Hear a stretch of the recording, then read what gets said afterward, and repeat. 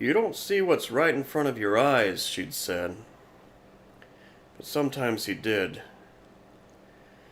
He supposed he wasn't entirely undeserving of her scorn, but he wasn't entirely blind either. And as the dregs of sunset faded to bitter orange over the Wind River Range, David looked around the station and saw that Willa was gone. He told himself he wasn't sure, but that was only his head. His sinking stomach was sure enough. He went to find Lander, who liked her a bit, who called her spunky when Willa said Amtrak was full of shit for leaving them stranded like this. A lot of them didn't care for her at all, stranded by Amtrak or not. "It smells like wet crackers in here," Helen Palmer shouted at him as David walked past. She had found her way to the bench in the corner, as she always did eventually. The Reinhardt woman was minding her for the time being, giving the husband a little break, and she gave David a smile. "Have you seen Willa?" David asked. The Reinhardt woman shook her head, still smiling. "We got fish for supper," Mrs. Palmer burst out furiously. A knuckle of blue veins beat in the hollow of her temple. A few people looked around. "First one thing and then another." "Hush, woman," the Reinhardt woman said. Maybe her first name was Sally, but David thought he would have remembered a name like that. There were so few Sallys these days. Now the world belonged to the Ambers, Ashleys, and Tiffany's. Willa was another endangered species, and just thinking that made his stomach sink down again. "Like crackers," Helen spat. "Them dirty old crackers up to camp." Henry Lander was sitting on a bench under the clock. He had his arm around his wife. He glanced up and shook his head before David could ask. "She's not here. Sorry. Gone into town if you're lucky. Bugged out for good if you're not." And he made a hitchhiking gesture. David didn't believe his fiancée would hitchhike west on her own. The idea was crazy, but he believed she wasn't here. Had known even before counting heads, actually, and a snatch of some old book or poem about winter occurred to him. A cry of absence. Absence in the heart. The station was a narrow wooden throat. Down its length, people either strolled aimlessly or simply sat on benches under the fluorescent lights. The shoulders of the ones who sat had that special slump you saw only in places like this, where people waited for whatever had gone wrong to be made right so the broken journey could be mended. Few people came to places like Crowheart Springs, Wyoming, on purpose.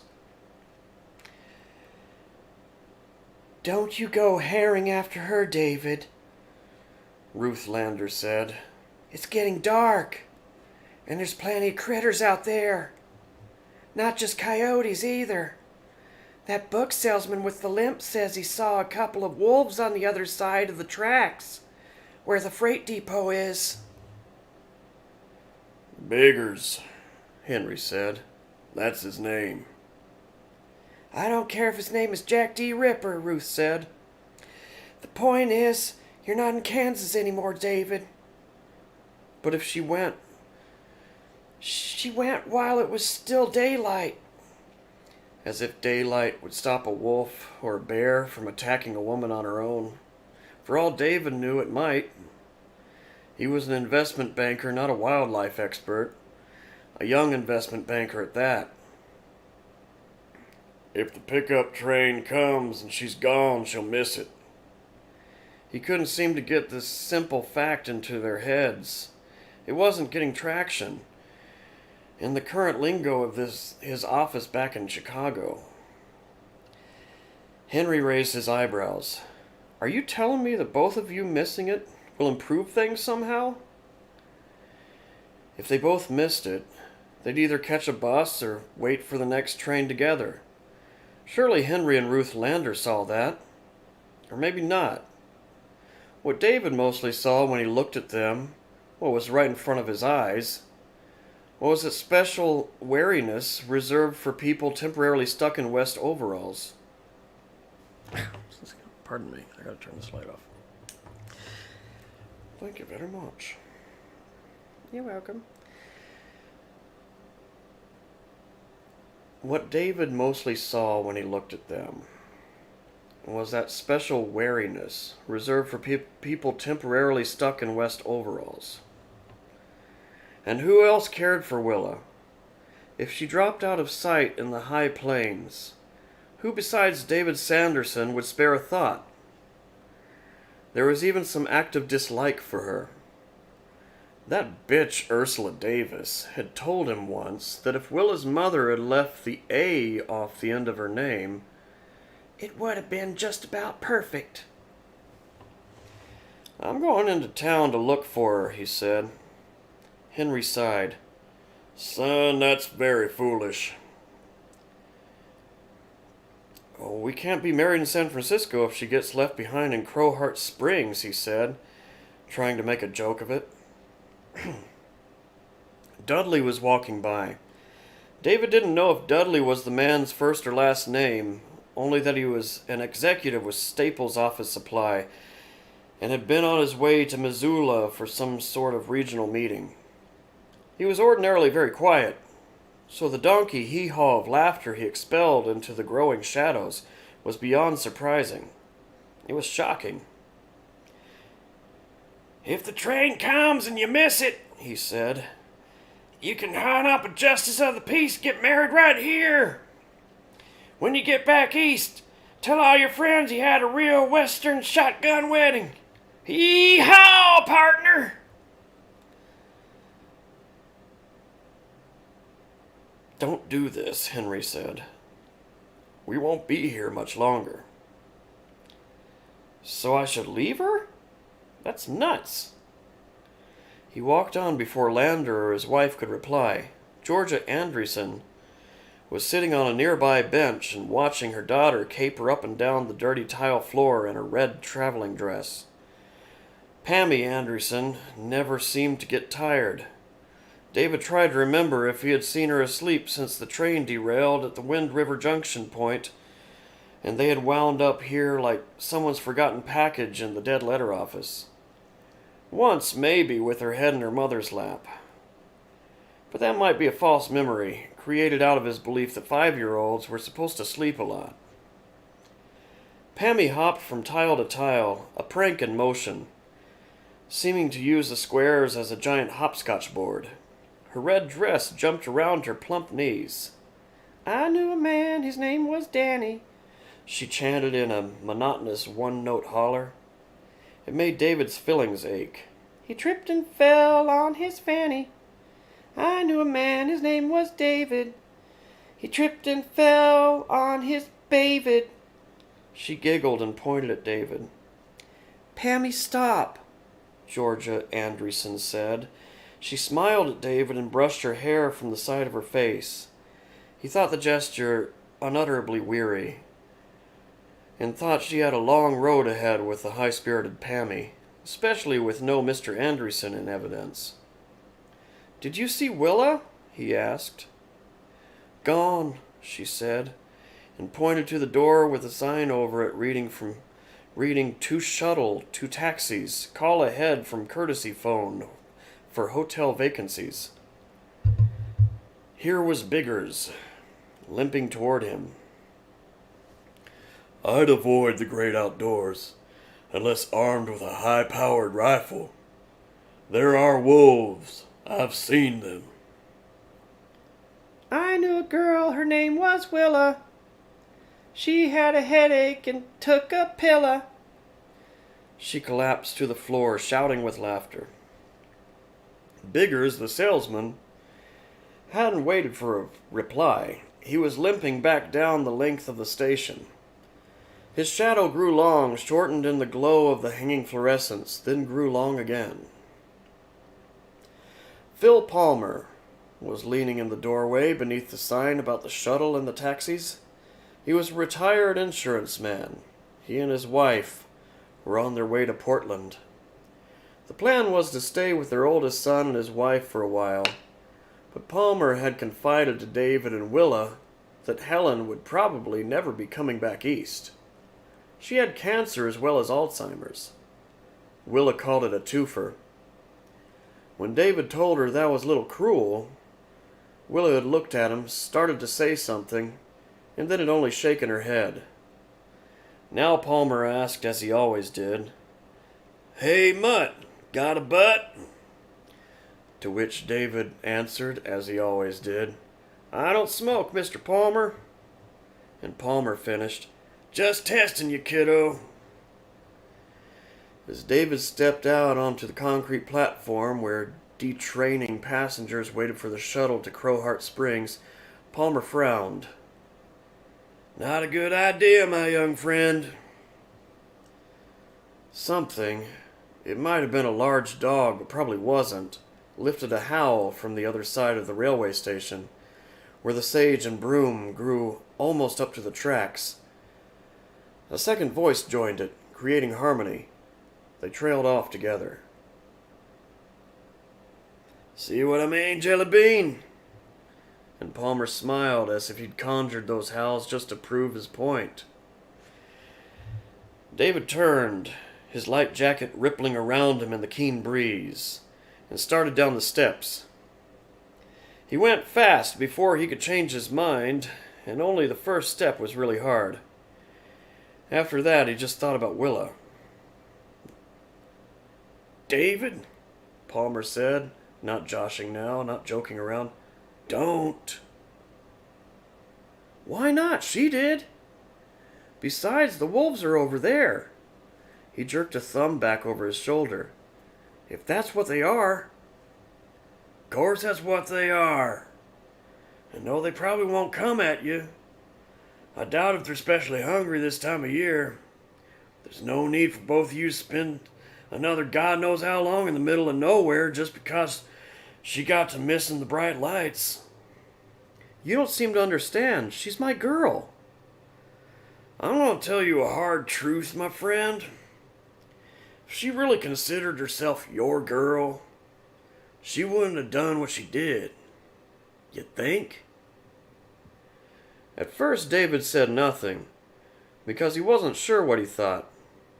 Possibly because he often didn't see what was right in front of his eyes. Willa had said so. Finally, he turned back to look at Phil Palmer leaning in the doorway above him. "I think you don't leave your fiancée stranded in the middle of nowhere. That's what I think." Palmer sighed. "I almost hope one of those trash pine lobos does decide to put the bite on your city ass. Might smarten you up. Little Willa Stewart cares for nobody but herself. And everyone sees it but you." "If I pass a Night Owl store or 7-Eleven, you want me to pick you up a pack of cigarettes?" "Why the fuck not?" Palmer said. Then, just as David was walking across No Parking Taxi Zone, painted on the empty curbless street, "David!" David turned back. "Shuttle won't be back until tomorrow, and it's 3 miles to town. Says so right on the back wall of the information booth. That's 6 miles round trip on foot. Take you 2 hours, and that's not counting the time it might take you to track her down." David raised his hand to indicate he heard, but kept going. The wind was off the mountains and cold, but he liked the way it rippled his clothes and combed back his hair. At first he watched for wolves, scanning one side of the road and then the other. But when he saw none, his thoughts returned to Willa. And really, his mind had been fixed on little else since the second or third time he had been with her. She'd gotten to missing the bright lights. Palmer was almost certainly right about that much. But David didn't believe she cared for nobody but herself. The truth was, she'd gotten tired of waiting around with a bunch of sad old sacks, moaning about how they were going to be late for this, that, and the other. The town over yonder probably didn't amount to much, but in her mind, it must have held some possibility for fun, and that had outweighed the possibility of Amtrak sending a special to pick them up while she was gone.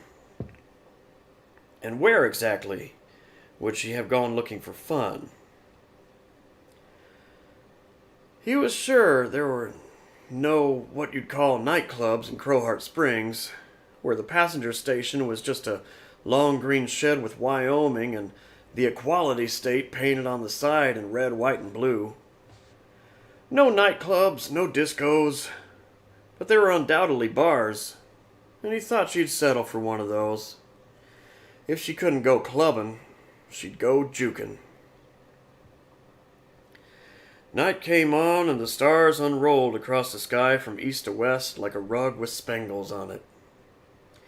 A half-moon rose between two peaks and sat there, casting a sick-room glow over this stretch of the highway and the open land on both sides of it.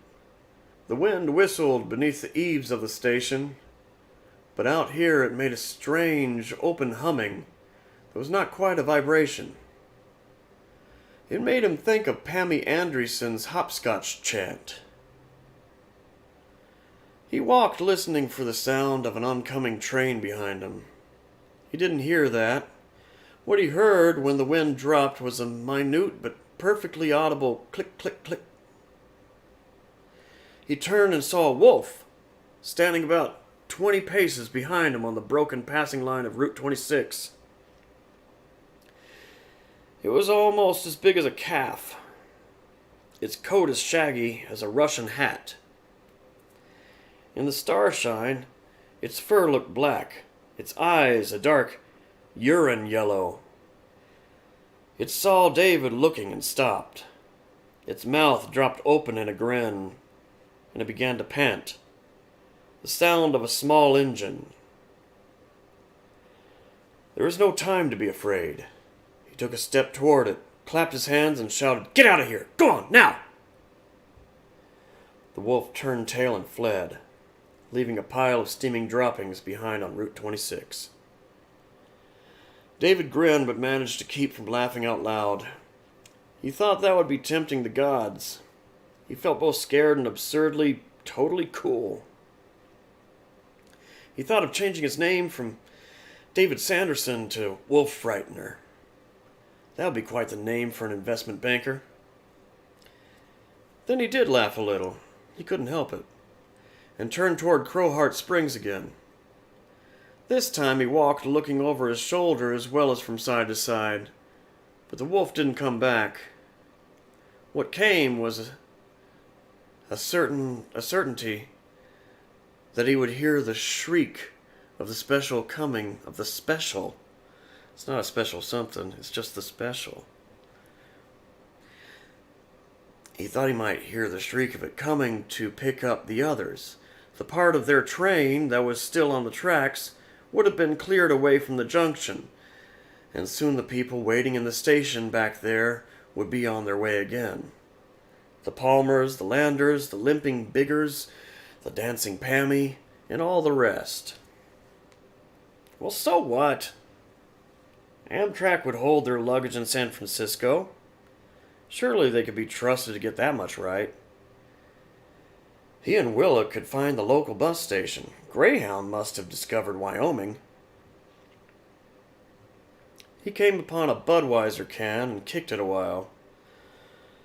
Then he kicked it crooked off into the scrub. And as he was debating whether or not to go after it, he heard faint music. A bass line, and the cry of a pedal steel guitar, which always sounded to him like chrome teardrops, even in happy songs. She was there, listening to that music. Not because it was the closest place with music, but because it was the right place. He knew it. So he left the beer can and walked on toward the pedal steel, his sneakers scuffing up the dust that the wind whipped away. The sound of the drum kit came next, then a red neon arrow below a sign that just read 26. Why not? This was Route 26 after all. It was a perfectly logical name for a honky-tonk. It had two parking lots. The one in front paved and packed with pickup trucks and cars, most American and most at least 5 years old. The lot on the left was gravel. In that one, ranks of long-haul semis stood under brilliant blue-white arc sodiums. By now, David could also hear the rhythm and lead guitars, and read the marquee over the door. One night only, the Derailers. $5 covers. Sorry. The Derailers, he thought. Well, she certainly found the right group. David had a 5 in his wallet, but the foyer of 26 was empty. Beyond it, a big hardwood dance floor was crammed with slow dancing couples, most wearing jeans and cowboy boots and clutching each other's butts, as the band worked its way deeper into wasted days and wasted nights. It was loud, lachrymose, and as far as David Sanderson could tell, note perfect. The smells of beer, sweat, brute, and Walmart perfume hit him like a punch in the nose. The laughter and conversation, even a footloose yee-haw cry from the far side of the dance floor, were like sounds heard in a dream you have again and again at certain critical turns of life. The dream of being unprepared for a big exam, the dream of being naked in public, the dream of falling, the dream in which you hurry toward a corner in some strange city, sure your fate lies on the far side. David considered putting his 5 back in his wallet, then leaned into the ticket booth and dropped it on the desk in there, which was bare except for a pack of Lucky Strikes sitting on a Danielle Still paperback. Then he went into the crowded main room. The Derailers swung their way into something upbeat, and the younger dancers began to pogo like kids at a punk show. To David's left, 24 or so older couples began a pair of line dances. He looked again and realized there was only one line dancing group after all. The far wall was a mirror, making the dance floor look twice as big as it really was. A glass shattered. "You pay, partner," the lead singer called as the Derailers hit the instrumental break, and the dancers applauded his wit, which probably seemed fairly sparkling, David thought, if you were running hot on the Tequila Highway. The bar was a horseshoe with a neon replica of the Wind River Range floating overhead. It was red, white, and blue. In Wyoming, they did seem to love their red, white, and blue. A neon sign in similar colors proclaimed, "You're in God's country, partner." It was flanked by the Budweiser logo on the left and the Coors logo on the right. The crowd waited to be served was 4 deep. A trio of bartenders in white shirts and red vests flashed cocktail shakers like 6 guns. It was a barn of a place. There had to be 500 people whipping it up. But he had no concerns about finding Willa. My mojo's working, he thought, as he cut a corner of the dance floor, almost dancing himself as he avoided various gyrating cowboys and cowgirls. Beyond the bar and the dance floor was a dark little lounge with high-backed booths. Quartets were crammed into most of these, usually with a pitcher or two for sustenance, their reflections in the mirrored wall turning each party of 4 into 8. Only one of the booths wasn't full up. Willa sat by herself, her high-necked flower-print dress looking out of place among the Levi's, denim skirts, and pearl-button shirts. Nor had she bought herself a drink or anything to eat. The table was bare. She didn't see him at first. She was watching the dancers. Her color was high, and there were deep dimples at the corners of her mouth. She looked 9 miles out of place, but he had never loved her more. This was Willa on the edge of a smile. "Hi, David," she said as he slid in beside her. "I was hoping you'd come. I thought you would. Isn't the band great? It's so loud. She almost had to yell to be heard, but he could see she liked that too. And after an initial glance at him, she went back to looking at the dancers. They're good, all right, he said. They were too. He could feel himself responding in spite of his anxiety, which had returned. Now that he'd actually found her, he was worried all over again about missing that damn pickup train. The lead singer sounds like Buck Owens. Does he? She looked at him, smiling. Who's Buck Owens? It doesn't matter. We ought to go back to the station. Unless you want to be stranded here another day, that is. That might not be so bad. I kind of like this place. Whoa, look out! A glass arched across the dance floor, sparkling briefly green and gold in the stage gels, and shattered somewhere out of sight. There were cheers and some applause. Willa was also applauding, but David saw a couple of beefcakes with the word security and serenity printed on their t-shirts moving in on the approximate side of the missile launch. This is the kind of place where you can count on 4 fistfights in the parking lot before 11, David said. And often one free-for-all inside just before last call. She laughed, pointed her forefingers at him like guns. Good! I want to see. And I want us to go back, he said. If you want to go honky-tonking in San Francisco, I'll take you. It's a promise. She stuck out her lower lip and shook back her sandy blonde hair. It wouldn't be the same. It wouldn't, and you know it. In San Francisco, they probably drink, I don't know, macrobiotic beer. That made him laugh. As with the idea of an investment banker named Wolf Frightener, the idea of macrobiotic beer was just too rich. But the anxiety was there under the laughter. In fact, wasn't it fueling the laughter? We're going to take a short break and be right back, the lead singer said, wiping his brow. Y'all drink up now. And remember, I'm Tony Villanueva, and we're the Derailers. That's our cue to put our diamond shoes on and depart, David said, and took her hand. He slid out of the booth, but she didn't come. She didn't let go of his hand either, though, and he sat down again, feeling a touch of panic, thinking he now knew how a fish felt when it realized it couldn't throw the hook. That old hook was in good and tight. Mr. Trout was bound for the bank, where he would flop his final flop. She was looking at him with those same killer blue eyes and deep dimples. Willa on the edge of a smile, his wife-to-be, who read novels in the morning and poetry at night, and thought the TV news was, what did she call it? Ephemera? Look at us, she said, and turned her head away from him. He looked at the mirrored wall on the left. There he saw a nice young couple from the East Coast, stranded in Wyoming. In her print dress, she looked better than he did, but he guessed that was always going to be the case.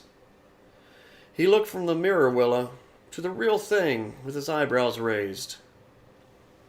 No. Look again.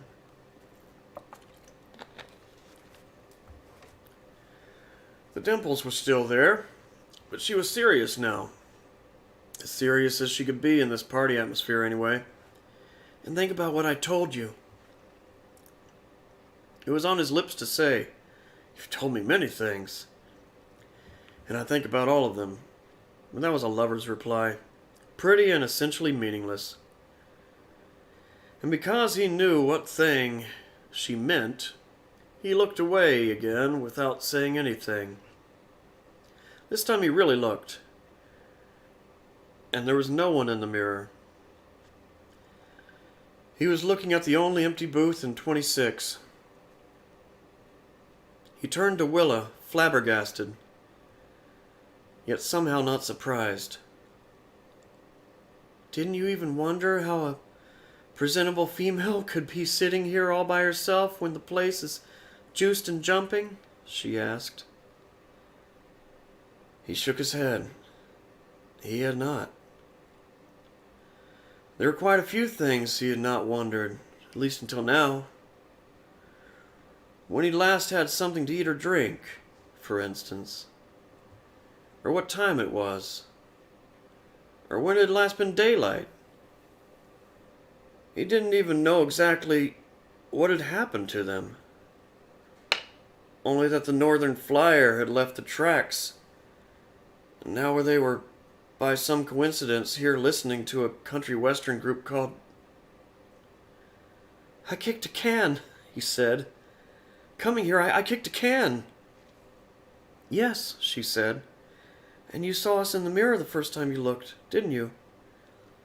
Perception isn't everything, but perception and expectation together? She winked, then leaned toward him. Her breast pressed against his upper arm as she kissed his cheek, and the sensation was lovely. Surely the feel of living flesh. Poor David. I'm sorry. But you were brave to come. I really didn't think you would. That's the truth. We need to go back and tell the others. Her lips pressed together. Why? Because. Two men in cowboy hats led two laughing women in jeans, western shirts, and ponytails toward their booth. As they neared it, an identical expression of puzzlement, not quite fear, touched their faces, and they headed back toward the bar instead. They feel us, David thought. Like cold air pushing them away. That's what we are now. Because it's the right thing to do. Willa laughed. It was a weary sound.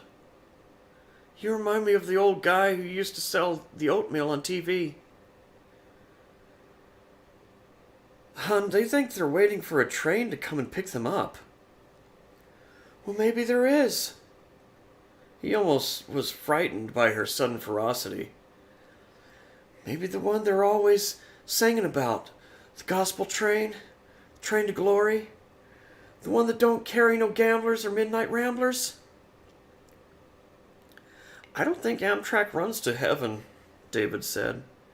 He was hoping to make her laugh, but she looked down at her hands almost sullenly, and he had a sudden intuition. Is there something else you know? Something we should tell them? There is, isn't there?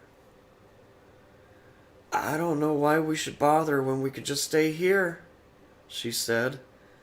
And was that petulance in her voice? He thought it was.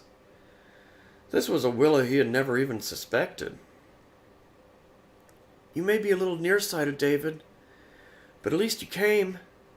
I love you for that. And she kissed him again. There was a wolf, too, he said. I clapped my hands and scared it off. I'm thinking of changing my name to Wolf Frightener. She stared at him for a moment with her mouth open, and David had time to think. I had to wait until we were dead to really surprise the woman I love.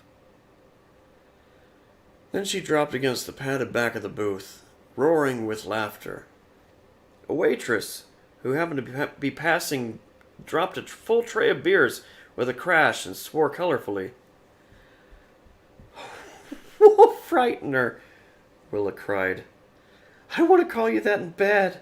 Oh, Wolf Frightener, you so big, you so hairy. The waitress was staring down at the foaming mess, still cursing like a sailor on shore leave, all the while keeping well away from that one empty booth. David said, Do you think we still can? Make love, I mean? Willa wiped at her streaming eyes and said, Perception and expectation, remember? Together they can move mountains. She took his hand again. I still love you, and you still love me, don't you? Am I not Wolf Frightener? He asked. He could joke because his nerves didn't believe he was dead. He looked past her into the mirror and saw them. Then just himself, his hand holding nothing. Then they were both gone. And still, he breathed. He smelled beer and whiskey and perfume. A busboy had come from somewhere and was helping the waitress mop up the mess. "Felt like a step down," David heard her saying. "Was that the kind of thing you heard in the afterlife?" "I guess I'll go back with you," she said. "But I'm not staying in that boring station with those boring people when this place is around." "Okay," he said. "Who's Buck Owens?" "I'll tell you all about him," David said. "Roy Clark, too. But first tell me what else you know." "Most of them I don't even care about," she said. "But Henry Lander's nice. So's his wife." "Phil Palmer's not bad either." She wrinkled her nose. "Phil the pill." "What do you know, Willa?" "You'll see for yourself, if you really look." "Wouldn't it be simpler if you just..." Apparently not. She rose until her thighs pressed against the edge of the table and pointed. "Look, the band is coming back."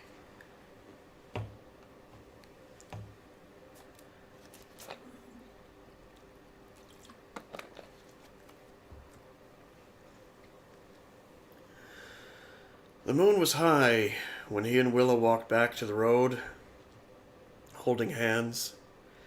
David didn't see how that could be. They had stayed for only the first two songs of the next set. But there it was, floating all the way up there in the spangled black. That was troubling. But something else troubled him even more. "Willa," he said, "what year is it?" She thought it over. The wind rippled her dress as it would the dress of any live woman. "I don't exactly remember," she said at last. "Isn't that odd?" "Considering I can't remember the last time I ate a meal or drank a glass of water? Not too odd. If you had to guess, what would you say? Quick, without thinking." 1988? He nodded. He would have said 1987 himself. There was a girl in there wearing a t-shirt that said Crowheart Springs High School class of '03? And if she was old enough to be in a roadhouse, then '03 must have been at least 3 years ago. That's what I was thinking. Well, it can't be 2006, Willow, can it? I mean, the 21st century? Before she could reply, they heard the click-click-click of toenails on asphalt. This time, more than just one set. This time, there were 4 wolves behind them on the highway. The biggest standing in front of the others was the one that had come up behind David on his walk toward Crowheart Springs. He would have known that shaggy black pelt anywhere. Its eyes were brighter now. A half moon floated in each, like a drowned lamp. "They see us!" Willa cried in a kind of ecstasy. "David, they see us!" She dropped to one knee on a white dash of the broken passing line, held out her right hand. She made a clucking noise and said, "Here, boy! Come on!" "Willa, I don't think that's such a good idea." She paid no attention, a very Willa thing to do. Willa had her own ideas about things. It was she who had wanted to go from Chicago to San Francisco by rail, because, she said, she wanted to know what it felt like to fuck on a train. Especially one thing that was going fast and rocking a little. "Come on, big boy, come to your mama."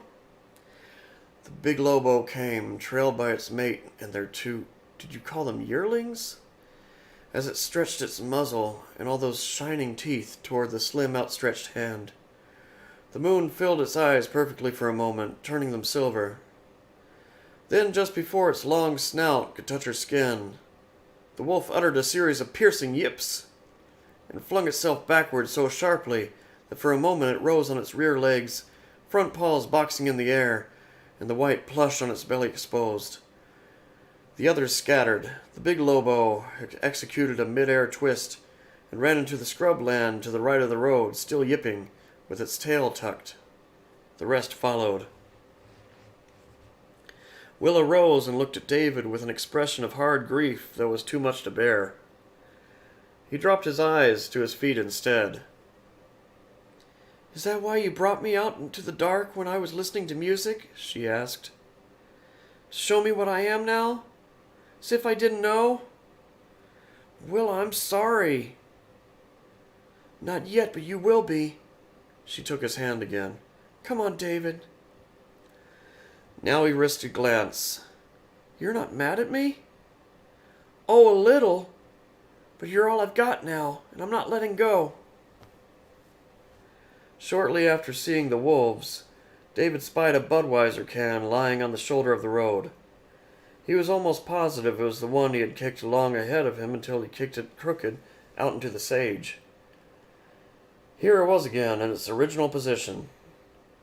Because he had never kicked it at all, of course. Perception isn't everything, Willa had said, but perception and expectation together? Put them together and you had a Reese's peanut butter cup of the mind. He kicked the can out into the scrubland, and when they were past that spot, he looked back and there it lay, right where it had been since some cowboy, maybe on his way to 26, had chucked it from the window of his pickup truck. He remembered that on Hee Haw, that old show starring Buck Owens and Roy Clark. They used to call pickup trucks cowboy Cadillacs. "What are you smiling about?" Willa asked him. "Tell you later. Looks like we're going to have plenty of time." They stood outside the Crowheart Springs railway station, holding hands in the moonlight like Hansel and Gretel outside the candy house. To David, the long building's green paint looked ashy gray in the moonlight, and although he knew Wyoming and the Equality State were painted in red, white, and blue, they could have been any colors at all. He noticed a sheet of paper protected from the elements by plastic stapled to one of the posts flanking the wide steps leading up to the double doors. Phil Palmer still leaned there. "Hey, Mutt," Palmer called down. "Got a bite?" "Sorry, Mr. Palmer." "Thought you were going to bring me back a pack." I didn't pass a store," David said. "Well, you didn't sell cigarettes where you were a doll?" Palmer asked. He was the kind of man who called all women of a certain age doll. You knew that just by looking at him. As you knew that if you happened to pass the time of day with him on a steamy August afternoon, he'd tip his hat back on his head to wipe his brow, tell you it wasn't the heat, it was the humidity. "I'm sure they did," Willa said, "but I would have had trouble buying them." "Want to tell me why, sugar pie?" "Why do you think?" But Palmer crossed his arms over his narrow chest and said nothing. From somewhere inside, his wife cried, "We got fish for supper! First one thing, then another! I hate the smell of this place! Crackers!" "We're dead, Phil," David said. "That's why. Ghosts can't buy cigarettes." Palmer looked at him for several seconds, and before he laughed, David saw that Palmer more than believed him. Palmer had known all along. "I've heard plenty of reasons for not bringing someone what he asked for," he said. "But I have to think that takes a prize." Phil, from inside, "Fish for supper! Oh, God damn it!" "Excuse me, kiddies," Palmer said. "Duty calls." And he was gone. David turned to Willa, thinking she'd ask him what else he had expected, but Willa was looking at the notice posted beside the stairs. "Look at that," she said. "Tell me what you see." At first he saw nothing because the moon was shining on the protective plastic. He took a step closer, then one to the left, moving Willa aside to do it. At the top it says, "No soliciting by order of Sublette County Sheriff." Then some fine print, blah blah blah. And at the bottom... She gave him an elbow. Not gently either. "Stop shitting around. Look at it, David. I don't want to be here all night." "You don't see what's right in front of your eyes." He turned away from the station and stared at the railroad tracks shining in the moonlight. Beyond them was a thick white neck of stone with a flat top. "That thar's a mesa, pardner, just like in them old John Ford movies." He looked back at the posted notice and wondered how he could ever have mistaken trespassing for soliciting. A big bad investment banker like Wolf Frightner Sanderson. "It says no trespassing by order of Sublette County Sheriff," he said. "Very good. And under the blah blah blah, what about there?" At first he couldn't read the two lines at the bottom at all. At first those two lines were just incomprehensible symbols, possibly because his mind, which wanted to believe none of this, could find no innocuous translation. So he looked away to the railroad tracks once more and wasn't exactly surprised to see that they no longer gleamed in the moonlight. Now the steel was rusty, and weeds were growing between the ties. When he looked back again, the railway station was a slumped derelict, with its windows boarded up, and most of the shingles on its roof gone. No parking, taxi zone, had disappeared from the asphalt, which was crumbling and full of potholes. He could still read Wyoming and the Equality State on the side of the building, but now the words were ghosts. Like us, he thought. "Go on," Willa said. Willa, who had her own ideas about things. Willa, who saw what was in front of her eyes and wanted you to see too, even when seeing was cruel. "That's your final exam. Read those two lines at the bottom, and then we can get this show on the road." He sighed. "It says, 'This property is condemned.' And then, 'Demolition scheduled in June 2007. You get an A. Now let's go see if anyone else wants to go to town and hear the derailers. I'll tell Palmer to look on the bright side. Can't buy any cigarettes. But for people like us, there's never a cover charge." Only nobody wanted to go to town. "What does she mean we're dead?" "Why does she want to say an awful thing like that?" Ruth Lander asked David. And what killed him, so to speak, wasn't the reproach in her voice, but the look in her eyes before she pressed her face against the shoulder of Henry's corduroy jacket.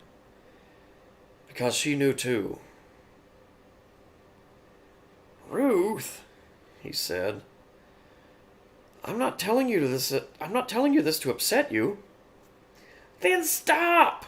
she cried, her voice muffled. David saw that all of them but Helen Palmer were looking at him with anger and hostility. Helen was nodding and muttering between her husband and the Reinhardt woman, whose first name was probably Sally. They were standing under the fluorescents in little groups. Only when he blinked, the fluorescents were gone. Then the stranded passengers were just dim figures standing in the shattered moonlight that managed to find its way in through the boarded-up windows. The Landers weren't sitting on a bench. They were sitting on a dusty floor near a little cluster of empty crack vials. Yes, it seems that crack had managed to find its way even out here to John Ford country. And there was a faded circle on one wall not far from the corner where Helen Palmer squatted and muttered. Then David blinked again and the fluorescents were back. So was the big clock, hiding that faded circle. Henry Lander said, Think you better go along now, David. Listen a minute, Henry, Willa said. Henry switched his gaze to her, and David had no trouble reading the distaste that was there. Any liking Henry might once have had for Willa Stewart was gone now. I don't want to listen, Henry said. You're upsetting my wife. Yeah, fat young man in a Seattle Mariners cap said. David thought his name was O'Casey. Something Irish with an apostrophe in it anyway. Zip it, baby girl. Willa bent toward Henry, and Henry recoiled from her slightly, as if her breath were bad. The only reason I let David drag me back here is because they're going to demolish this place. Can you say wrecking ball, Henry? Surely you're bright enough to get your head around that concept.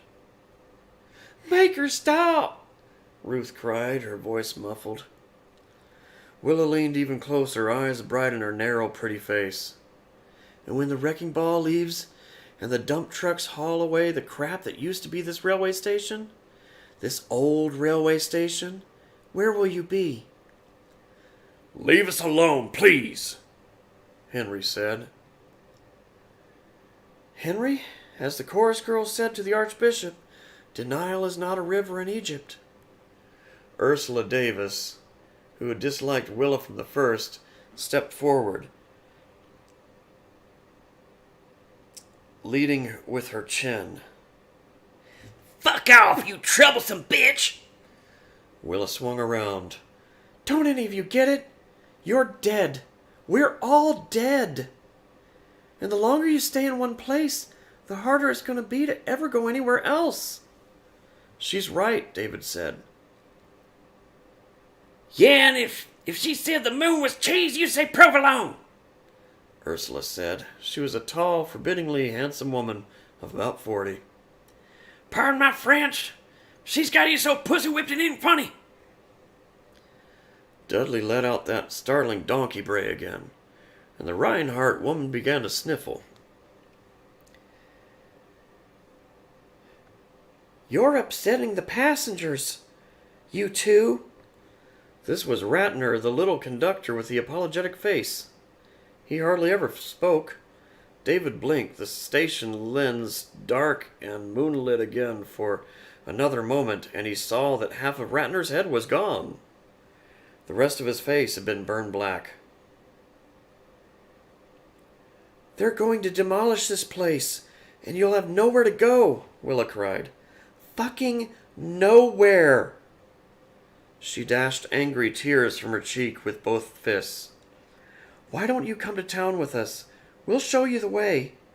At least there are people, and lights, and music. Mama, I want to hear some music, Pammy Andreessen said. Hush, her mother said. If we were dead, we'd know it, Biggers said. He's got you there, son, Dudley said, and dropped David a wink. What happened to us? How did we get dead? I don't know, David said. He looked at Willa.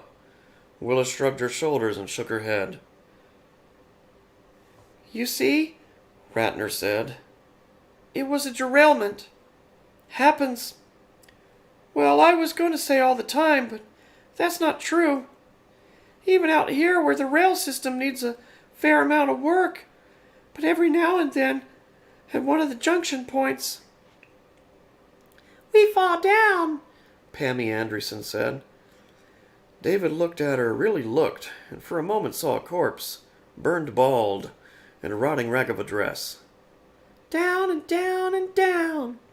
Then, she made a growling, rattling sound in her throat, put her small, grimy hands together, and tossed them apart. Every child's sign language for explosion. She seemed about to say something more, but before she could, her mother suddenly slapped her across the face, hard enough to expose her teeth in a momentary sneer, and drive bit away from the corner of her mouth. Pammy stared up for a moment in shocked disbelief, then broke into a strident one-note wail, even more painful than her hopscotch chant. "What do we know about lying, Pamela?" Georgia Andreson yelled, grabbing the child by her upper arm. Her fingers sank in almost out of sight. "She's not lying." "She's not lying," Willa said. "We went off the tracks and into the gorge. Now I remember, and you do too, don't you? Don't you? It's on your face. It's on your fucking face." Without looking in her direction, Georgia Andreson flipped Willa the bird. Her other hand shook Pammy back and forth. David saw a child flop in one direction, a charred corpse in the other. What had caught fire? Now he remembered the drop, but what had caught fire? He didn't remember, perhaps because he didn't want to remember. "What do we know about lying?" Georgia Andreson shouted. "It's wrong, Mama," the child blubbered. The woman dragged her off into the darkness, the child still screaming that one monotonous note. There was a moment of silence in their wake, all of them listening to Pammy being dragged into exile. And then Willa turned to David. "Had enough?" "Yes," he said. "Let's go." "Don't let the doorknob hit you where the good Lord split you," Biggers advised, madly exuberant. And Dudley yodeled laughter. David let Willa lead him toward the double doors, where Phil was leaning just inside, his arms still crossed on his chest. Then David pulled free of Willa's hand and went to Helen Palmer sitting in the corner, rocking back and forth. She looked up at him with dark, bewildered eyes. "We got fish for supper," she said in what was little more than a whisper. "I don't know about that," he said, "but you're right about the smell of the place. Old dirty crackers." He looked back and saw the rest of them staring at him, and Willa in the moonlight, in the moonlit dimness that could be fluorescent light if you wanted it to be badly enough. It's the smell places get when they've been closed up for a long time, I guess. "Better buzz, cuz," Phil Palmer said. "No one wants to buy what you're selling." "Don't I know it," David said, and followed Willa into the moonlit dark. Behind him, like a rueful whisper of wind, he heard Helen Palmer say, "First one tanged in another." The miles back to 26 made their score 9 for the night. But David wasn't a bit tired. He supposed ghosts didn't get tired, just as they didn't get hungry or thirsty. Besides, it was a different night. The moon was full now, shining like a silver dollar high in the sky. And 26's front parking lot was empty. In the gravel lot around to the side, a few semis stood silent, and one rumbled sleepily with its running lights glowing. The marquee sign now read, "Coming this weekend, the Nighthawks. Bring your money, bring your honey, spend your money." But definitely bring your money. "That's cute," Willa said. "Will you bring me, Wolf Frightener? Am I not your honey?" "You are, and I will," David said. "The question is, what do we do now? 'Cause the honky-tonk is closed." "We go in anyway, of course." "Well, it'll be locked up." "Not if we don't want it to be. Perception, remember? Perception and expectation." He remembered. And when he tried the door, it opened. The barroom smells were still there, now mixed with the pleasant odor of some pine-scented cleaner.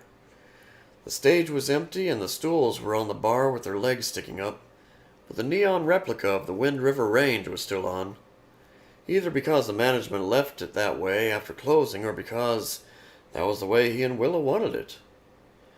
That seemed more likely. The dance floor seemed very big now that it was empty, especially with the mirror wall to double it. The neon mountains shimmered upside down in its polished depths. Willa breathed deep. "I smell beer and perfume," she said. "A hot rod smell. It's lovely." "You're lovely," he said. She turned to him. "Then kiss me, cowboy." He kissed her there on the edge of the dance floor, and judging by what he was feeling, lovemaking wasn't out of the question. Not at all. She kissed both corners of his mouth, then stepped back. "Put a quarter in the jukebox, would you? I want to dance." David went over to the juke at the end of the bar, dropped a quarter, and played D19, Wasted Days and Wasted Nights, the Freddie Fender version. Out in the parking lot, Chester Dawson, who had decided to lay over here a few hours before resuming his journey to Seattle with a load of electronics, raised his head, thinking he heard music. Decided it wasn't part of a dream, or it was part of a dream he'd been having, and went back to sleep. David and Willa moved slowly around the empty floor, sometimes reflected in the mirror wall, sometimes not. "Willa? Hush a little, David. Baby wants to dance." David hushed. He put his face in her hair and let the music take him. He thought that they would stay here now, and that from time to time people would see them. 26 might even get a reputation for being haunted. Probably not. People didn't think of ghosts much while they were drinking, unless they were drinking alone. Sometimes when they were closing up, the bartender and the last waitress, the one with the most seniority, the one responsible for splitting the tips, might have an uneasy sense of being watched. Sometimes they'd hear music even after the music had stopped, or catch movement in the mirror next to the dance floor or the one in the lounge. Usually just from the tail of the eye. David thought they could have finished up in better places, but on the whole, 26 wasn't bad. Until closing, there were people, and there would always be music. He did wonder what would become of the others when the wrecking ball tore apart their illusion. And it would. Soon. He thought of Phil Palmer trying to shield his terrified howling wife from falling debris that couldn't hurt her because she was not, properly speaking, even there. He thought of Pammy Anderson cowering in her shrieking mother's arms. Ratner, the soft-spoken conductor, saying, "Just be calm, folks," in a voice that couldn't be heard over the roar of the big yellow machines. He thought of the book salesman Biggers, trying to run away on his bad leg, lurching and finally falling, while the wrecking ball swung and the dozers snarled and bit and the world came down. He liked to think their train would come before then, that their combined expectation would make it come.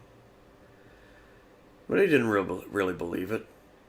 He even considered the idea that the shock might extinguish them and they'd simply whiff out like candle flames in a strong gust of wind. But he didn't believe that either.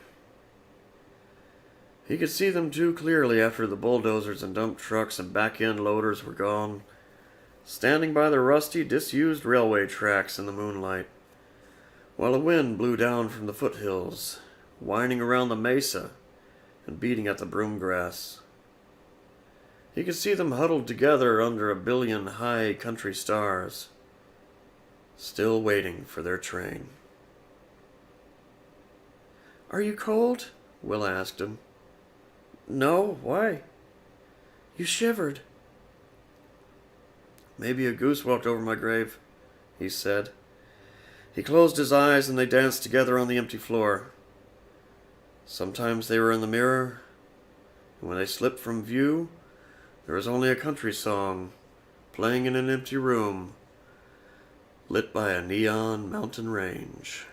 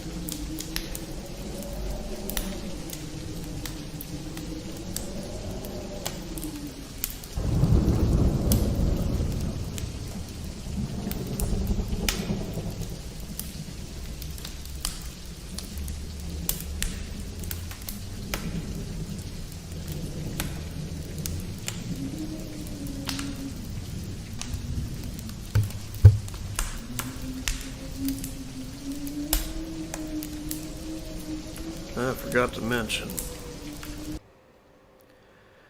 that last story was called Willa by Stephen King.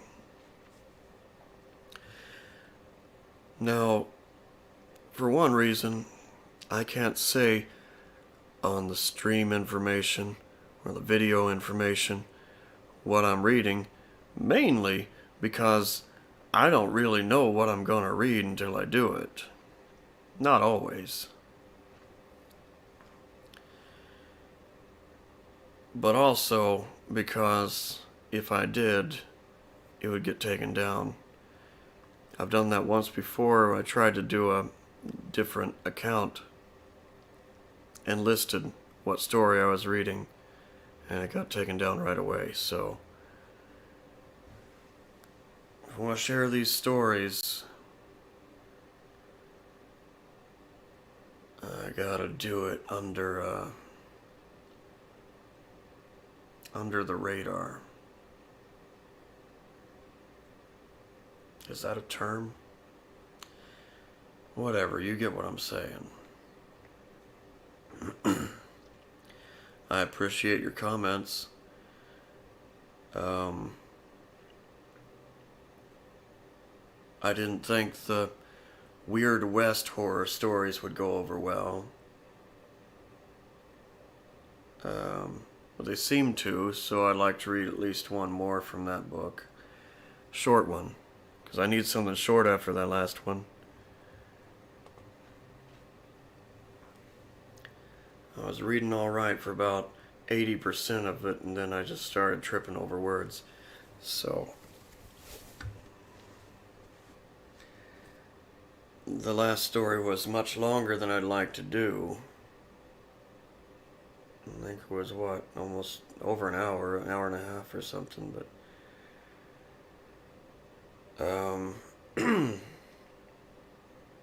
I'm learning my limits, and another limit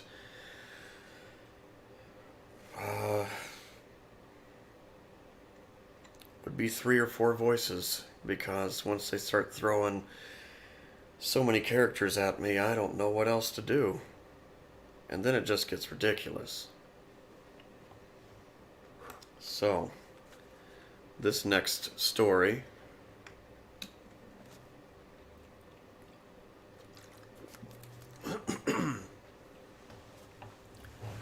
is called Dead Man's Hand by Christy Yant. Deadwood, Dakota.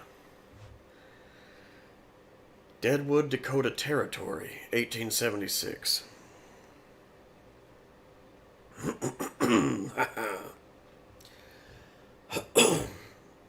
Pardon me. The whisper of the cards as they're shuffled is a deception. A ritual enacted to make you believe that your hand will be fairly dealt. The fly that lands on the whiskey glass by the dealer's hand means that the deck is cut 3 cards deeper than it would have been. The hand you're dealt is not the one that would have been dealt a moment before. Your cards are dealt anew every moment of every day. So are the cards of the other players. Black Hills Weekly Pioneer, A.W. Merrick, Deadwood, Dakota Territory, August 2nd, 1876. J.B. Wild Bill Hickok, shot dead at the number 10 saloon. A somber mood has gripped the town of Deadwood tonight, with the news that notable gunman and showman Wild Bill Hickok has been shot and killed. A shot was heard throughout the bustling community at 4:15 this afternoon, drawing a crowd of the concerned and curious to the door of the number 10 saloon, owned by Mrs. Nuttall and Mann. The body of James Butler Hickok was discovered therein, dead of a gunshot to the head. Local miner Jack Broken Nose McCall approached Hickok from behind, drew his pistol, and fired the bullet that instantly took Hickok's life. McCall has claimed the act was a matter of blood debt, Hickok having killed his own brother in Kansas.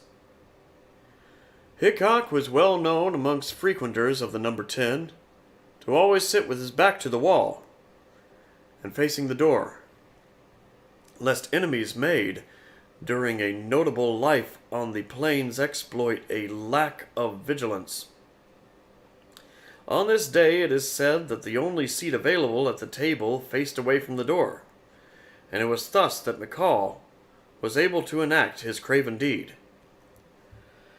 The scene of the murder was one of solemn reflection and practical determination, as the saloon proprietors and townspeople of Deadwood sought to put the shooting behind them.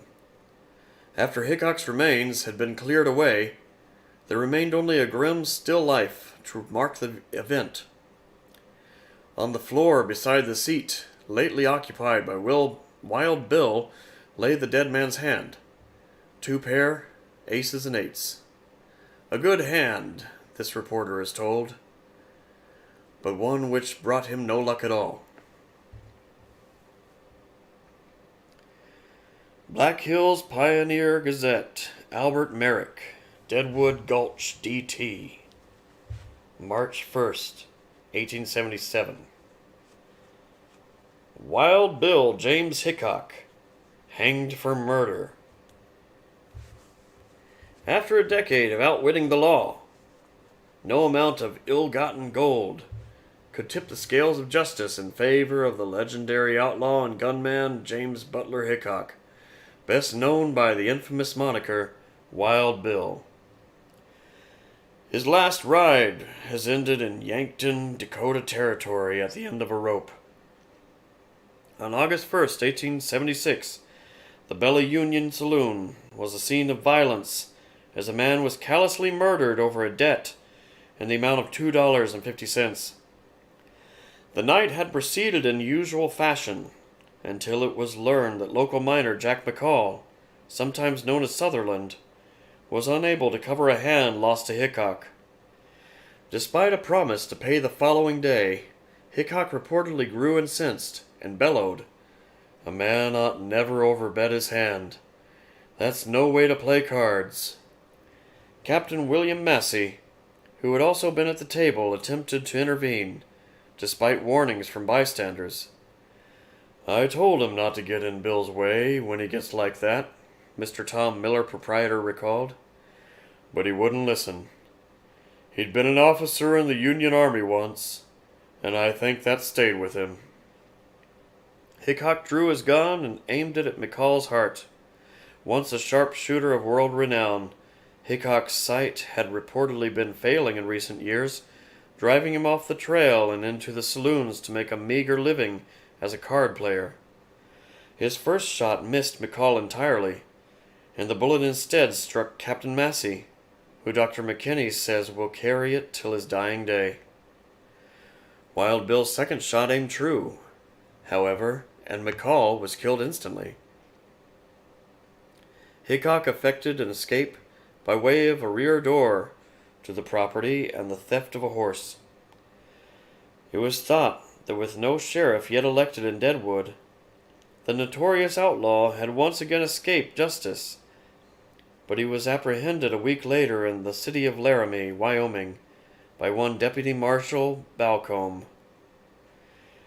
On the night of the murder, this reporter made a survey of the scene and there discovered the very cards that had cost an honest man his life. McCall's losing hand had been scattered across the table amid the other discarded hands, but in the place where Hickok had been seated, 5 cards remained found out in a characteristic display of arrogance. Not being well versed in the complexities of games of chance, this reporter consulted Mr. Mann on the likelihood of Hickok's cards winning the game. "It's a good hand, and hard to beat," Mann said, "but I hope I don't see those cards come my way any time soon." With a shudder he said, "That's a dead man's hand." Deadwood Weekly Pioneer, Albert M. Werrick, Deadwood Pines, August 5th, 1876. heroism in the Black Hills. It was civilian justice in the form of local businessman Bill Sutherland, who with a single bullet put an end to the threat of violence that Deadwood has lived under since infamous outlaw J.B. Wild Bill Hickok arrived in town. Uncowed by Hickok's brazen demeanor and deadly reputation, Mr. Sutherland strode into the Progressive Hall Saloon at 4:15 p.m. on Wednesday and took vengeance for the death of his brother, one Jack Sutherland, also known as McCall. Witnesses claimed that Mr. Sutherland drew his gun and said only, "Damn you, take that," before the report from the gun echoed throughout the town. Mr. Sutherland immediately turned his weapon over to Ed Durham, proprietor, and waited peacefully while a miners' jury was assembled, Deadwood as yet still being without an elected sheriff. Mr. Durham, responsible for restoring the scene to order, has told this reporter that in the aftermath he gathered the cards from the table, with the intention of presenting them to Mr. Sutherland upon his inevitable acquittal in token for his heroism. When asked what the dead man had been holding, he told this reporter that he would only reveal the content of the dead man's hand to Mr. Sutherland, the hero of the Black Hills. Hickok's remains will be returned to his widow in Cheyenne. No services are to be held in Deadwood. May God have mercy on his soul. Black Hills Chronicle Weekly. A. William Merwick. Deadwood, Dakota Territory, August 5th, 1876. Local miner dead in shootout at Number 10 Saloon. On the afternoon of August 2nd, the fragile peace of Deadwood Gulch was broken by gunfire, and afterward a man lay dead. Drawn to the scene by the sound of a gunshot, this reporter was reproached by Captain James Will Massey, who emerged from the saloon in some distress, cradling his bloody hand. "Wild Bill shot me," he exclaimed. The accusation was happily learned to be unfounded, though he can be forgiven for his confusion in the face of pain and violence. Inside the saloon, the scene was a gruesome one. Witnesses say that a game of poker was underway when local miner Jack Crooked-Nose McCall suddenly rose from his seat. McCall, under the heavy influence of drink, was heard to say, "Damn you, take that," as he aimed his pistol at renowned lawman and gunslinger James Wild Bill Hickok. Before McCall could pull the trigger, Hickok, with reflexes honed on the prairie as a scout for the Union Army, drew his own weapon, and with the marksmanship that is his claim to fame, put a single shot through McCall's crossed eye. McCall's gun discharged as he fell to the floor. This led Charles Rich, also seated at the table, to draw in self-defense, and in the confusion fired his own weapon, resulting in the injury sustained by Captain Massey. "It was over in no more than the blink of an eye," said Carl Mann, one of the saloon's proprietors. Hickok, in full view of the reporter, stood and swept up the cards he had held moments before, along with the unturned hole card, and tucked them inside his vest pocket. "A souvenir to send to my wife," he explained, referring to his wife of 7 months, Agnes Lake Hickok, lately of Cheyenne. He paused and turned over the cards that lay in McCall's place at the table. 2 pair, aces and eights. "That's right there is a hand you don't want," he said. "A dead man's hand." Author's note: the dead man's hand, as it is known today, is comprised of aces and eights. But there have been as many hands by that name as the coward Jack McCall had alibis and aliases. The earliest reference to aces and eights, rather than a full house of Jackson tens or Jackson sevens, appeared in 1900, and the phrase wasn't connected to Hickok until the 1920s, nearly 50 years after his death.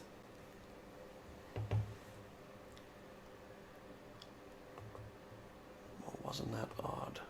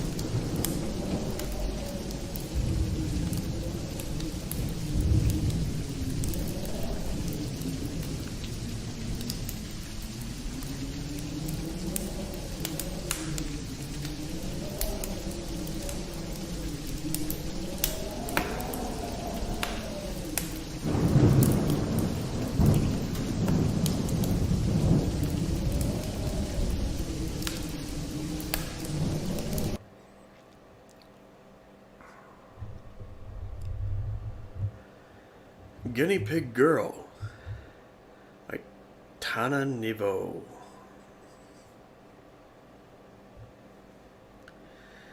She was beautiful, quite the most beautiful woman Alex had ever seen. But it wasn't just her beauty. What he loved most about her was the way she suffered. He had been horrified the first time. He felt the stirring in his loins, and then the growing hardness in his trousers. Oh boy. A sidelong glance at his mate Josh, whose film it was, then some uncomfortable shifting. "Holy shit!" Josh said with a laugh as the freak in the lab coat cut off one of Yuki's fingers. She screamed, her beautiful mouth stretched open, her slanted eyes as wide as they would go. She screamed. Josh laughed. Alex got hard. "Yeah," he said, to say something. Then he squirmed as Yuki's torture continued and his erection grew. I've never read this before, but I think we're in for something. Oh, how she suffered. That night, he'd wanked himself silly over the image of her terrified, pleading face. Get out now. He didn't dare go as far as imagining himself pinning her down on the filthy mattress in the basement room, fisting a hand in her long black hair and telling her how he would take her to bits, piece by piece. No, he didn't dare. The image flickered in the background of his thoughts, but he shied away from it. Pictured himself instead as the guy who came to tend her wounds, gave her water and a bit of food, hold her and reassure her that he would help her escape if he could. Honest. But they were watching him too. It was sick. He felt ashamed and disgusted once the last throbs of pleasure had faded, and he'd cleaned himself up and thrown the handful of tissues in the bin, wishing he could incinerate them. He felt as filthy as the room she'd been imprisoned in throughout the film. He'd let himself go this time, but that was it. He didn't get off on stuff like that. No way! In junior school, some bullies had once tried to make him join in with torturing old Mrs. Weber's cat, and he hadn't been able to do it. He'd suffered then, suffered their ridicule and taunting and calling him a pussy. But he wasn't like them, couldn't bring himself to hurt something else, something helpless. So why did Yuki make him feel like this? Days later, he still couldn't get some of the imagery out of his head. It was just some dodgy Japanese torture porn film he couldn't even remember the name of it. But he remembered every moment of every scene Yuki was in. She was tiny and fragile, the way so many Japanese girls were. Sexy and girlish, slutty and innocent, all at the same time. An intoxicating package in any context, but seeing her so helpless and vulnerable had done something to Alex. That wounded expression, her eyes streaming with tears, her hands clasped as she pleaded in words he couldn't understand. It got under his skin. He'd wanted to dive into the film and save her, protect her. And yet that wasn't where his fantasies steered him afterwards. On the way to work, his hands had clenched on the steering wheel as he sat in traffic, and he imagined them wrapped around Yuki's slender throat. If he closed his eyes, he could hear her gasping for breath. He could smell her urine as she pissed herself in terror. Sick! And yet every night his hand slipped down between his legs, and all it took was the thought of her wide eyes and high-pitched cries to make him unbearably hard.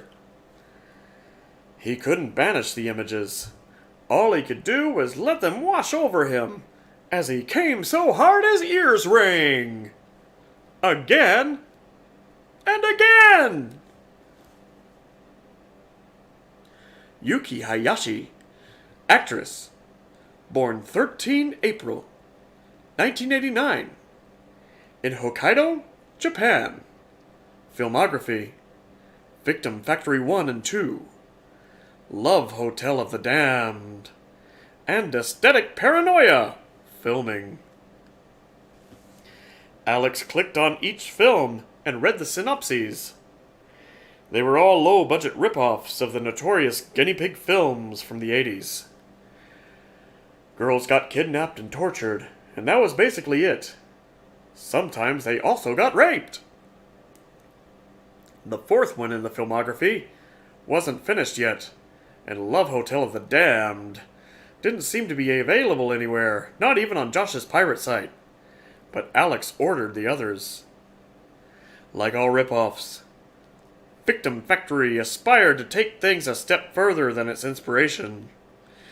The gore was over the top, even by Alex's standards, and it was made worse by the homemade feel of the production. They looked like snuff films, shot on someone's homemade video camera.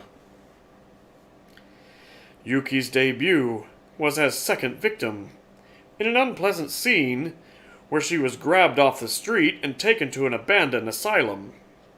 There she was stripped naked and thrown into a room stained with the blood and of previous victims. With the blood and typo of previous victims.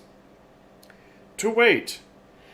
After listening in terror to the screams and cries of another girl, Yuki was dragged off to the torture chamber next door for her turn. The killer bound her wrists tightly with rope and looped them over a large hook. He turned a crank that noisily hoisted her off the ground while she screamed and wept and kicked her pretty legs. Even her slight weight looked as though it was dislocating her shoulders, and Alex winced. How could you fake that? Finally, in a bizarre moment of artistry, the killer carved a series of Japanese characters into Yuki's skin with the jagged edge of a broken samurai sword. The subtitles only translated the spoken dialogue, so Alex had no idea what the words inscribed on her flesh meant. It drove him mad! The erotic swashes and flourishes streamed with blood that looked disturbingly real, a striking contrast to Yuki's pale skin. Alex could almost believe that the mutilation had actually happened, but for the fact that in the second film, the one Josh had shown him, she was unmarked, pristine and ready for more, ready to have her fingers and toes snipped off one by one, her mouth forced open with a metal dentist's gag, and her tongue cut out. He searched the net for more information, but the films didn't appear to be widely known. There was the occasional mention on a message board, but Alex couldn't find any translation for the characters in the carving scene. Nor was there much information about Yuki. He found one screen grab from the first film, which he immediately stored on his phone. Her eyes pleaded with him through the image, and he felt obscurely guilty, as though he'd imprisoned her in a tiny digital cage. But he did not delete the picture. The films made him feel uncomfortable, almost sick at times, and truthfully, he didn't enjoy the violence. When he played the DVDs again, he only watched the scenes with Yuki, and even then he felt funny afterwards. But he couldn't get her out of his head. The very thought of her was enough to make him hard, and even though he tried to picture her whole and undamaged, the images of torture would quickly take over.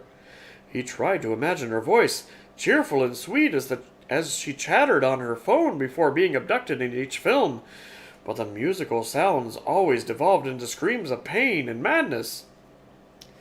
Her anguish was so excruciatingly real. He couldn't tune it out, could not unsee it, and he couldn't help the effect it had on him. She was there behind his eyes every night, pleading with him to stop, her tiny body struggling helplessly against ropes and rusty chains. And no matter how much he tried to transform the images in his head, he always saw himself wielding the blades, the needles, the bolt cutters. Her blood ran like wine over his hands, and he was drunk on the taste of her. It's a lovely one.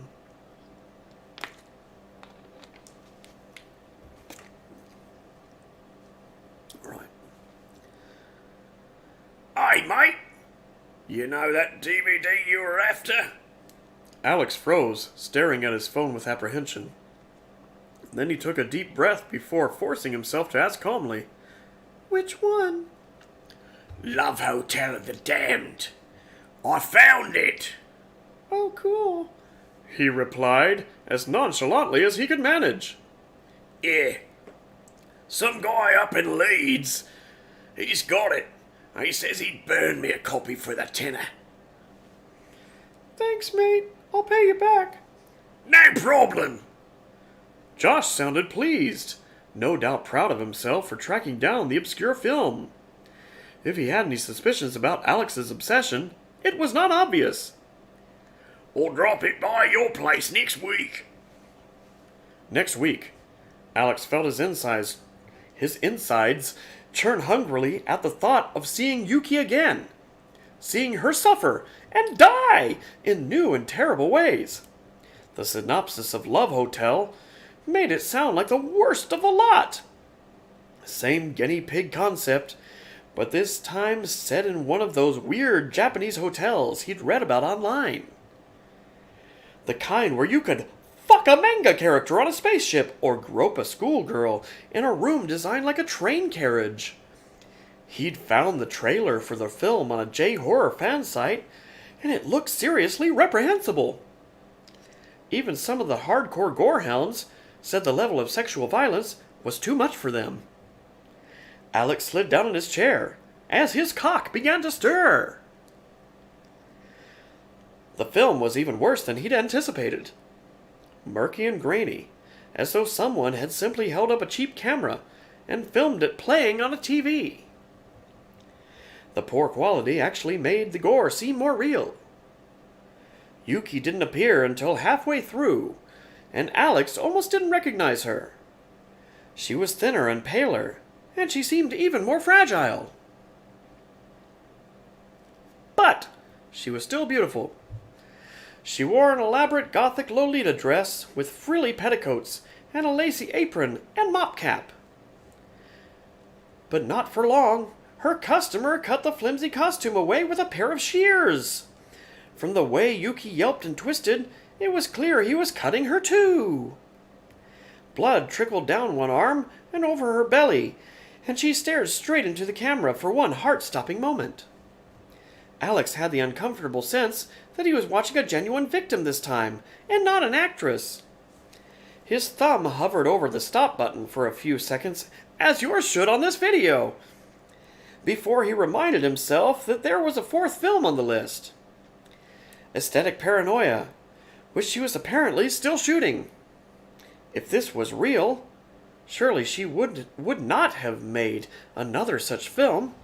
Surely she'd be shouting, "Police!" or "Help!" He was sure he'd recognize that level of distress even in a language he didn't speak. No, it was just that weird sort of sense of authenticity you sometimes got with ultra-low-budget films. Yuki cried and begged in plaintive Japanese, while the man stripped the mattress off the bed and threw her onto the bare springs. He bound her spread-eagled with wire, and Alex could see biting into her delicate wrists and ankles. Then he threw a bucket of water over her. And not Alex, the guy, I think. Screamed again. She screamed again, and again, writhing on the springs. The man lifted the head of the bed and propped it against the wall so that it rested at an angle. The camera zoomed in and around Yuki's naked, shivering body. shooting from beneath the bed to show the mesh pressing painfully into her back, the wires cutting into her skin. In close-up, the springs looked rusty, and Yuki was bleeding in several places. The detail was too subtle not to be real, and Alex began to feel lightheaded again. But he couldn't tear his eyes away. The man held up a series of huge fish hooks with what looked like electrodes attached, and Yuki screamed herself hoarse as the hooks were threaded through her skin on one by one in a scene that went on for nearly 10 minutes. When he was done, the man connected the trailing wires to a machine at his feet. He pressed a button and there was a terrible buzzing sound, followed by another piercing scream. Yuki leapt and bucked against the springs for what felt like an eternity before the current stopped. Wisps of smoke began to rise from the contact points, and Alex thought he could smell something burning. Blood ran from Yuki's eyes like tears as she gasped and panted, too breathless to scream. The camera zoomed in on her face, and she stared directly out of the screen again, as though she were looking right through a window and into Alex's eyes. When the buzzing sound began, Yuki tensed and began to plead frantically, this time with whoever was behind the camera. Alex closed his eyes against her screams and the metallic rattle of the springs and the zap of electricity. He held his breath as it went on and on, wishing it would end. Oh, Jesus. There's so much more.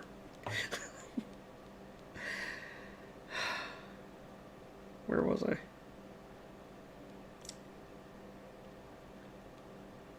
Oh God, where was I?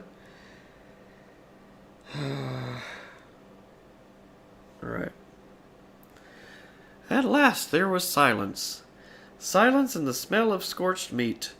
He shut the film off and ran for the bathroom. He almost made it.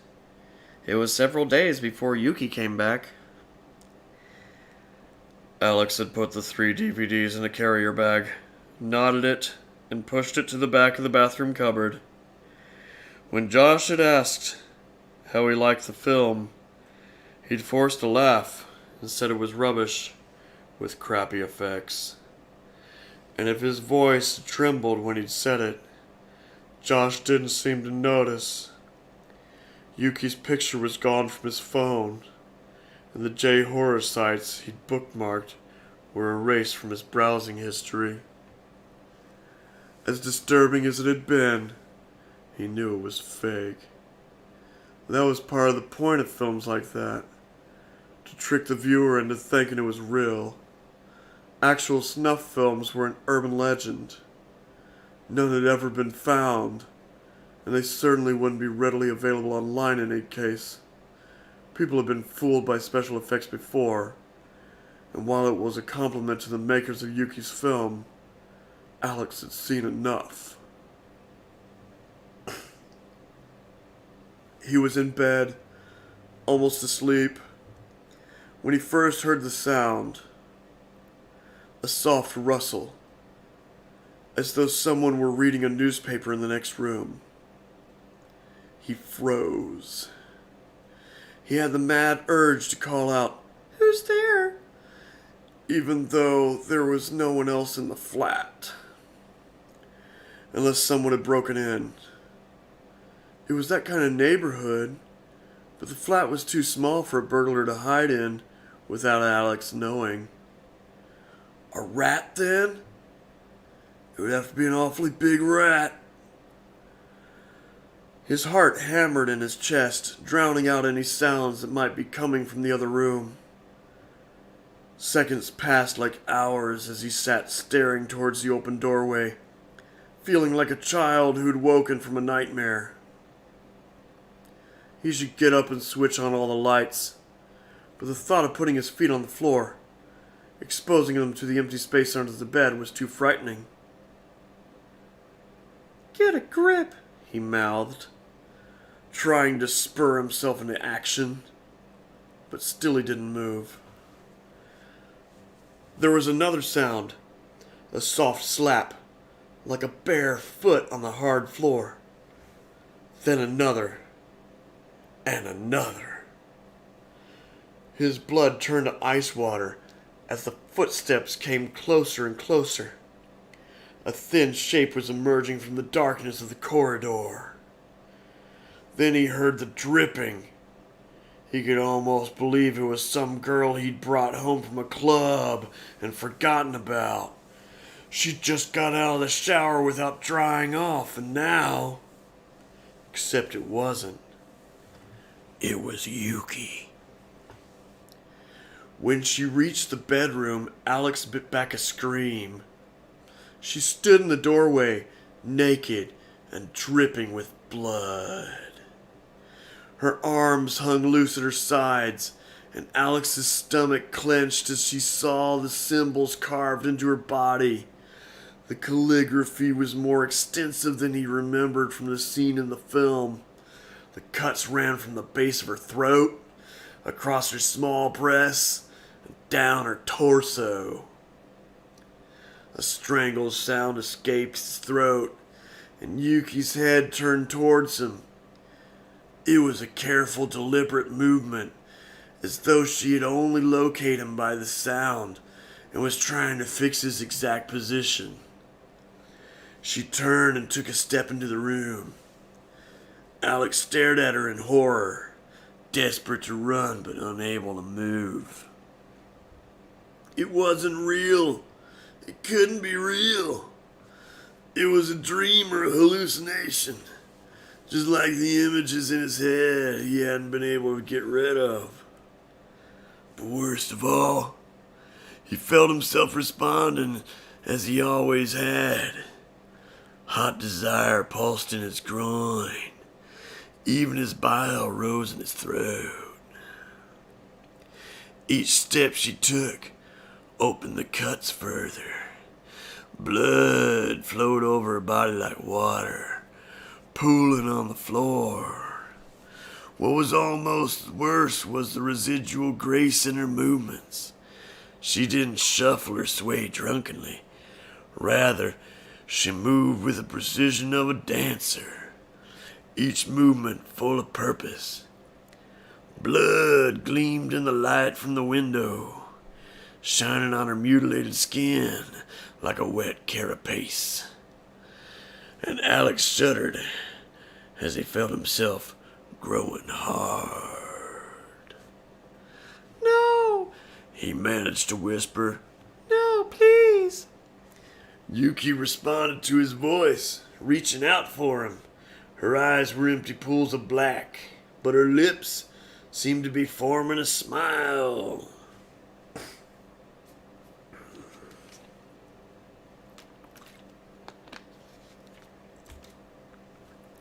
Someone's been watching Ringu. It took all his courage to shut his eyes and wish the sight away. He counted to 3 before his eyes flew open again in fright. Yuki was gone. It was some time before he was able to get up off the bed, and even then his legs threatened to buckle with each step he took towards the doorway. There was no blood on the floor, no evidence that anything had ever been there. It was the middle of the night, but Alex got dressed and drove all the way to work to throw the DVDs away. He snapped the discs in half and scattered them along with the packaging into the 3 large industrial bins behind the office building. He wondered if he ought to say something, but what? A prayer? He wasn't religious, so he didn't imagine it would do any good. But surely it couldn't do harm. "Goodbye, Yuki," he whispered, and her name felt like an obscenity on his lips. "Please don't come back." But you did. It was 4 nights later, and Alex was asleep. He was deep inside a pleasant childhood dream when his eyes fluttered open with a start, and there she was, standing over him. He screamed and scrambled away until he was cowering on the floor against the wall. Yuki cocked her head as if in confusion, her eyes streaming with black, bloody tears, her temples scorched and pierced by fishhooks. She looked thinner, more wasted. Yuki raised one pale arm and reached for him. He could see the gleam of bone through the cuts on her chest. The wounds gaped like tiny mouths with each movement, as though trying to speak the words they represented. Alex shuddered with revulsion as Yuki drew her hand down over her torso. Her touch was gentle, and she took hold of his cock. He stiffened in her grasp, unable to move, unable to resist as she stroked him like a lover. She pressed her blackened lips to his, and he closed his eyes with a sickened moan as he came. Then he crumpled to his knees on the floor, crying.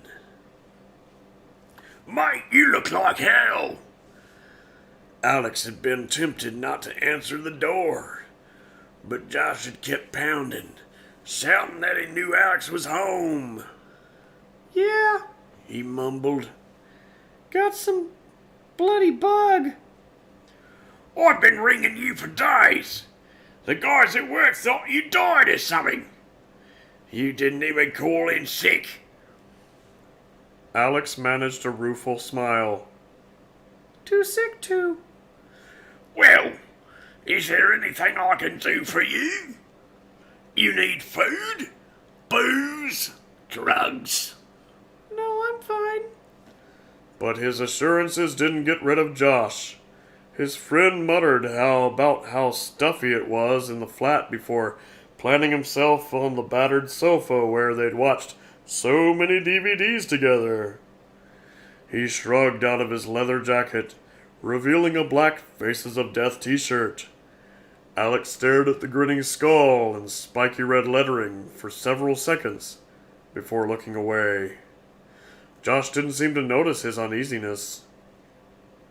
An awkward silence stretched between them, but Alex couldn't think of anything to say. He couldn't tell Josh he was seeing ghosts, much less the specifics of the encounters.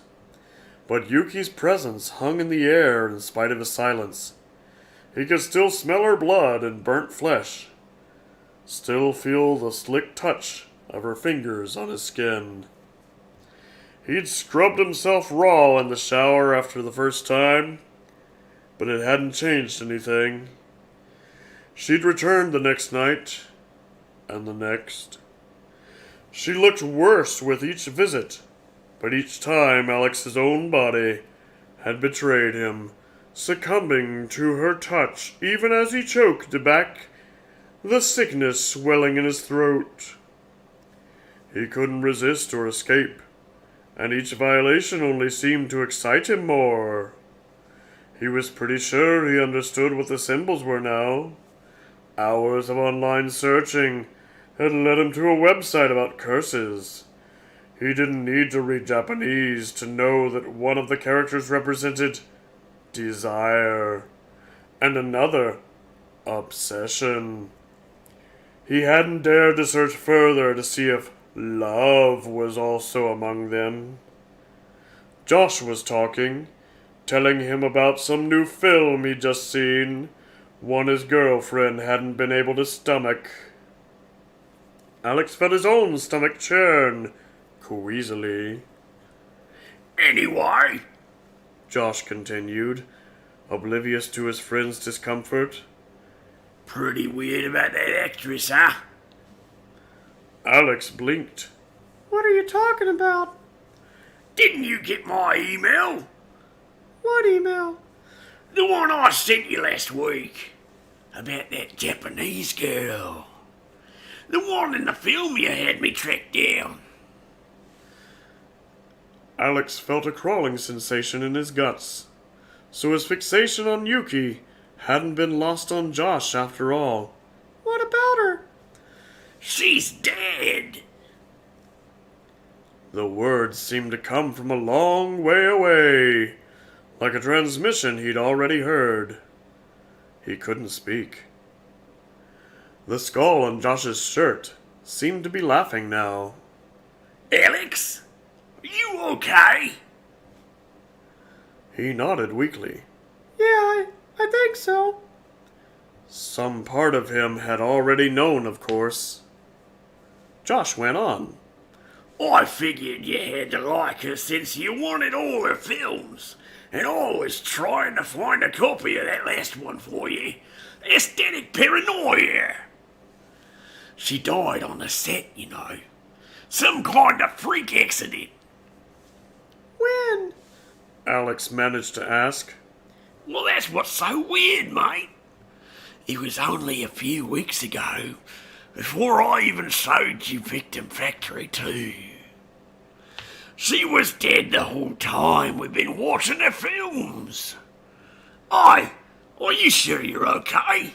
You're white as a fucking sheet. That night, Alex lay in bed listening for the familiar sticky wet slap of her feet. There was no point in trying to resist. Yuki would come for him, would keep coming for him, until there was nothing left of either of them. He'd met her eyes through the screen, and she had chosen him. He was special. He hadn't liked the way Josh had said we. We've been watching our films. He didn't like the thought of Josh seeing Yuki the way he did. She was no longer able to stand upright, but she could crawl. Her hair hung in matted clumps around her face as she pushed herself towards him on rotting hands and knees. Her skin was peeling away from the bone in places, hanging like strips of charred wet paper. I'm here, Alex said softly, tapping the floor to guide her. When she reached the source of the sound, she stopped. A heavy obstacle was in the way. She reached out a tentative, bony hand to touch it. Her fingers moved over the grinning skull and the red letters that were smeared with blood. Then found the tear in the material. She prodded the gaping wound in Josh's chest, gingerly touching the bloody edge of the kitchen knife, while Josh stared vacantly up at the ceiling. Just a moment.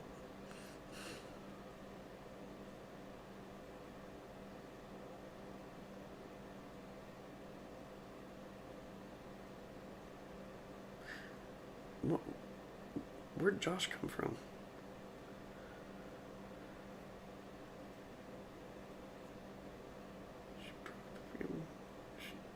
Oh! Oh, shit! Oh, okay. Okay. Wow. I like it. Yuki frowned, looking lost for a moment before recoiling from the unfamiliar body. Hurt by the deception, she raised her head and a feeble sound emerged from what remained of her throat. Alex could see the glistening strings of muscle trying to work to form words. His heart twisted. I'm sorry, He said. but I had to know I was the only one. She responded to his voice, turning her head towards him, and then making her way to the bed with painful care. Too weak to climb up, she raised her thin arms like a child. Alex ignored the crunch of disintegrated bone as he lifted her up and sat her in his lap, his cock already swelling hungrily. Her lips hung in bloody tatters, and he smoothed them into the semblance of a pout as he kissed her. I love you too, He whispered. Then he slid his hand between her ruined legs.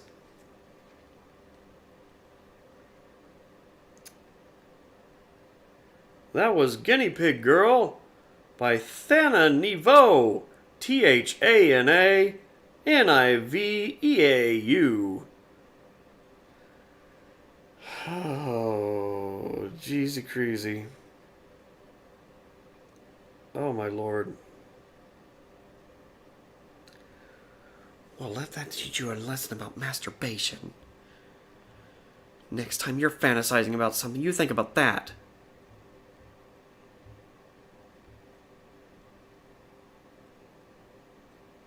And then you think about Jesus.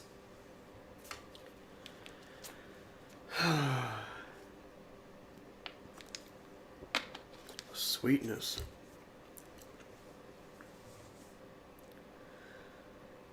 Let's change the pace. That could have been the last one of the night, but I ain't ending there. Alright, let's see.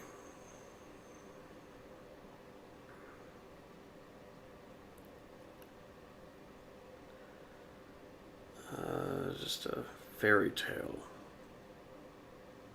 What do we got? Let's see how long this is.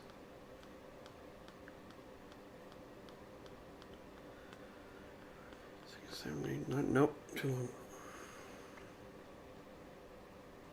I want something around under 15 pages would be good.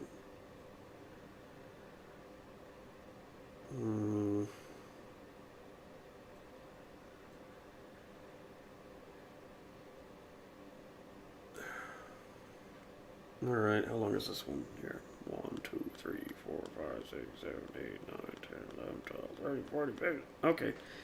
14. That's not bad. I think it's not that bad. It's certainly something gentler than that last trip, which was, I will say, brilliantly disgusting. Oh, sorry, kitty cat.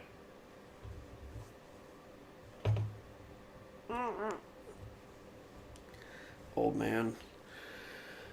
The Nightingale and the Rose by Oscar Wilde.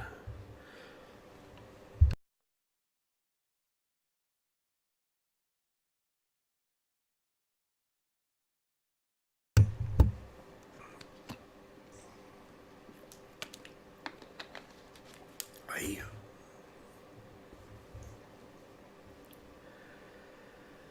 She said that she would dance with me if I brought her red roses, cried the young student.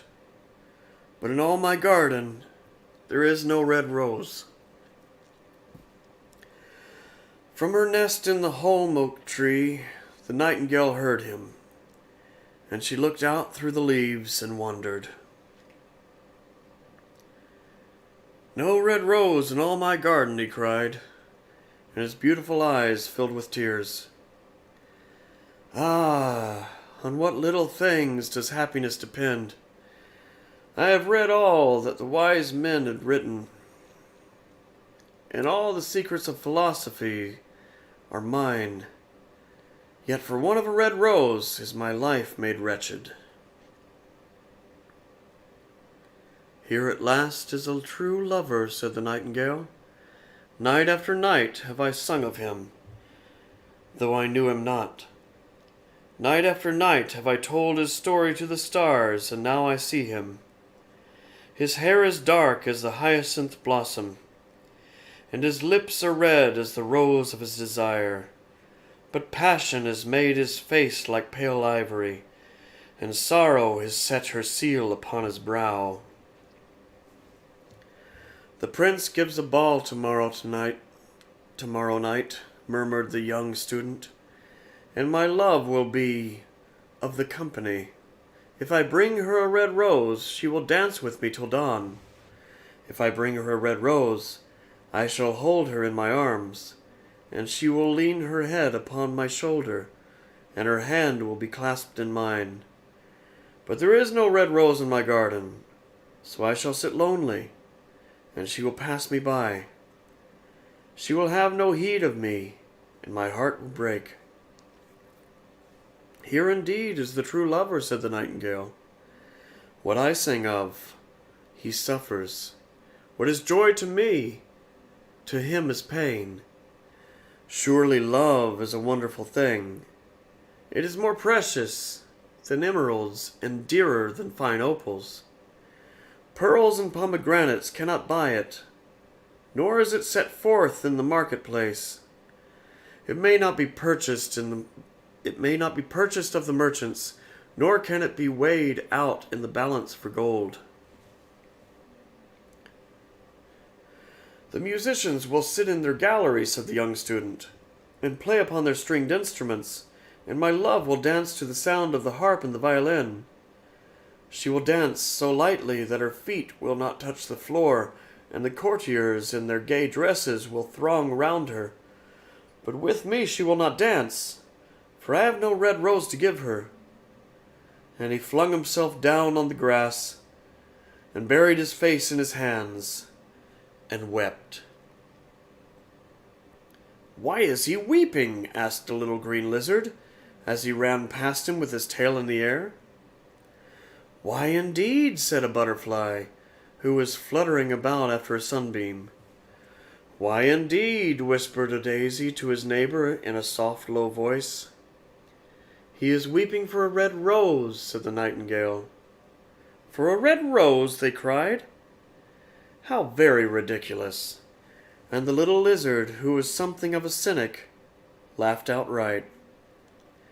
But the nightingale understood the secret of the student's sorrow, and she sat silently in the oak tree, and thought about the mystery of love. Suddenly she spread her brown wings for flight, and soared into the air. She passed through the grove like a shadow, and like a shadow she sailed across the garden. In the center of the grass plot was standing a beautiful rose tree, and when she saw it, she flew over to it and lit upon a spray. "Give me a red rose," she cried, "and I will sing you my sweetest song." But the tree shook its head. "My roses are white," it answered, "as white as the foam of the sea, and whiter than the snow upon the mountain. But go to my brother who grows round the old sundial, and perhaps he will give you what you want." So the nightingale flew over to the rose tree that was growing round the old sundial. "Give me a red rose," she cried, "and I will sing you my sweetest song." But the tree shook its head. "My roses are yellow," it answered, "as yellow as the hair of the mermaiden who sits upon an amber throne, and yellower than the daffodil that blooms in the meadow before the mower comes with his scythe. But go to my brother, who grows beneath the student's window, and perhaps he will give you what you want." So the nightingale flew over to the rose tree that was growing beneath the student's window. "Give me a red rose," she cried, "and I will sing you my sweetest song." But the tree shook its head. "My roses are red," it answered, "as red as the feet of the dove, and redder than the great fans of coral that wave and wave in the ocean cavern. But the winter has chilled my veins, and the frost has nipped my buds, and the storm has broken my branches, and I shall have no roses at all this year." "One red rose is all I want," cried the nightingale. "Only one red rose. Is there no way by which I can get it?" "There is a way," answered the tree, "but it is so terrible that I dare not tell it to you." "Tell it to me," said the nightingale. "I am not afraid." "If you want a red rose," said the tree, "you must build it out of music by moonlight, and stain it with your own heart's blood. You must sing to me with your breast against a thorn. All night long you must sing to me, and the thorn must pierce your heart, and your life-blood must flow into my veins, and become mine." "Death is a great price to pay for a red rose," cried the nightingale, "and life is very dear to all. It is pleasant to sit in the green wood and to watch the sun in his chariot of gold, and the moon in her chariot of pearl. Sweet is the scent of the hawthorn, and sweet are the bluebells that hide in the valley, and the heather that blows on the hill. Yet love is better than life. And what is the heart of a bird compared to the heart of a man? So she spread her brown wings for flight, and soared into the air. She swept over the garden like a shadow, and like a shadow she sailed through the grove. The young student was still lying on the grass where she had left him, and the tears were not yet dry in his beautiful eyes. "Be happy," cried the nightingale. "Be happy, you shall have your red rose. I will build it out of music by moonlight, and stain it with my own heart's blood. All that I ask of you in return is that you will be a true lover, for love is wiser than philosophy, though she is wise, and mightier than power, though he is mighty. Flame-colored are his wings, and colored like flame is his body. His lips are sweet as honey, and his breath is like frankincense." The student looked up from the grass and listened, but he could not understand what the nightingale was saying to him, for he only knew the things that are written down in books. But the oak tree understood, and felt sad, for he was very fond of the little nightingale who had built her nest in his branches. "Sing me one last song," he whispered.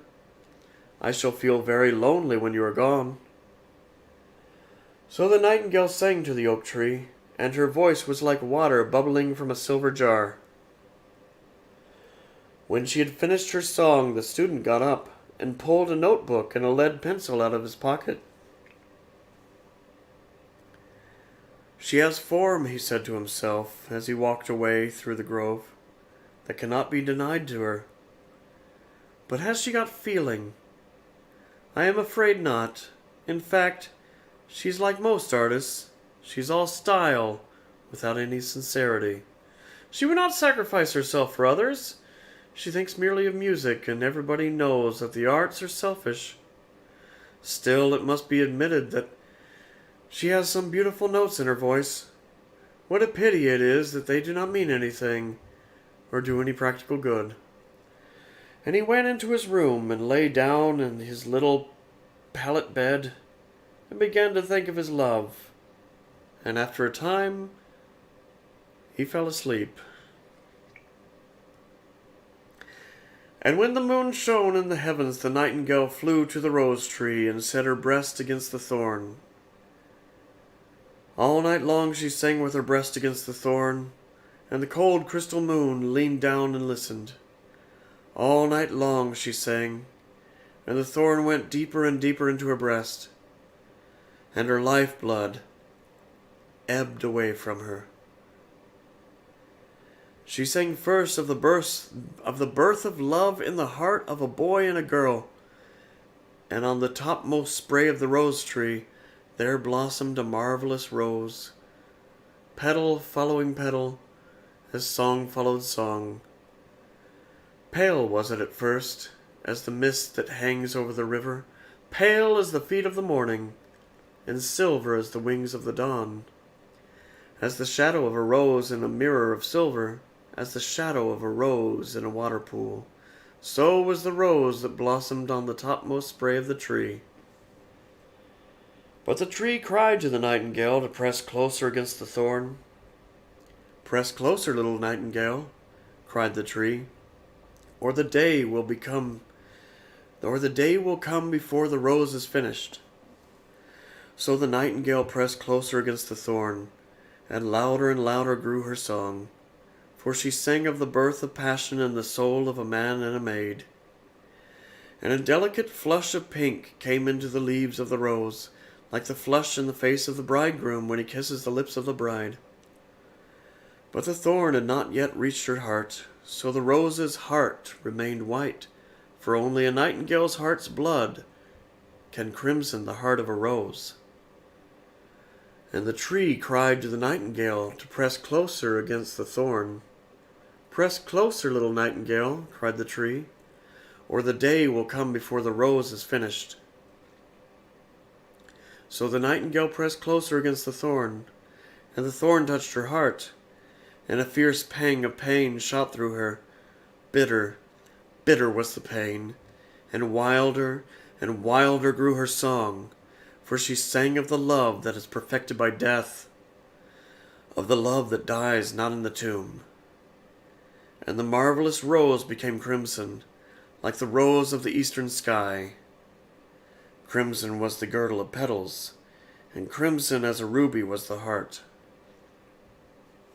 But the nightingale's voice grew fainter, and her little wings began to beat, and a film came over her eyes. Fainter and fainter grew her song, and she felt something choking her in her throat. Then she gave one last burst of music. The white moon heard it, and she forgot the dawn, and lingered on in the sky. The red rose heard it, and it trembled all over with ecstasy, and opened its petals to the cold morning air. Echo bore it to her purple cavern in the hills, and woke the sleeping shepherds from their dreams. It floated through the reeds of the river, and they carried its message to the sea. "Look, look," cried the tree. "The rose is finished now."